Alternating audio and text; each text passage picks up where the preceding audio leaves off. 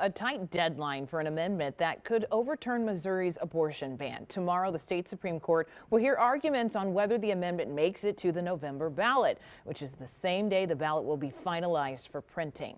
Fox 4's Crystal Martinez joins us in studio tonight. So, Crystal, one city leader speaking up about this issue?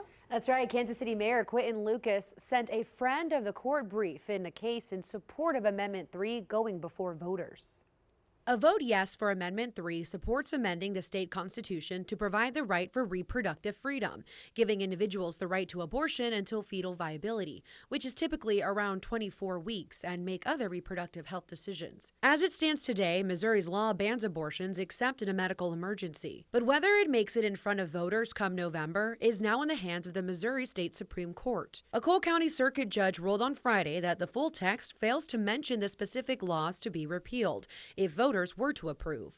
He said that violates state law. Anti-abortion Secretary of State Jay Ashcroft, who saw his fair ballot language for the amendment overturned by a judge, decertified the entire amendment late Monday. Monday night, attorneys supporting Amendment 3 filed a motion for Ashcroft to be held in contempt and ordering him to recertify the amendment. Ashcroft's office had no comment. Meanwhile, Kansas City Mayor Quinton Lucas firmly believes the state Supreme Court will reverse the judge's decision. What is the problem with letting people vote?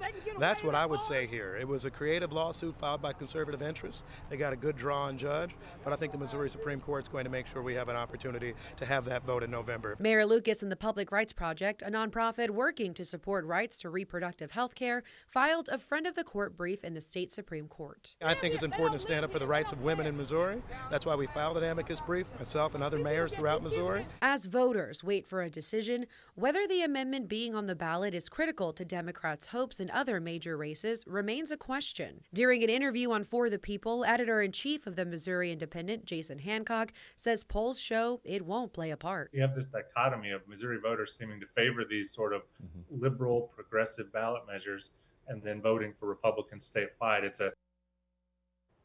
The state Supreme Court bypassed an appeals court to take the case because the deadline for ballots is 5 p.m. tomorrow, so a quick ruling is expected. The hearing is set for tomorrow morning at 8:30 in Jefferson City. Fox 4 will have a crew at the Capitol and will bring you coverage on air and online.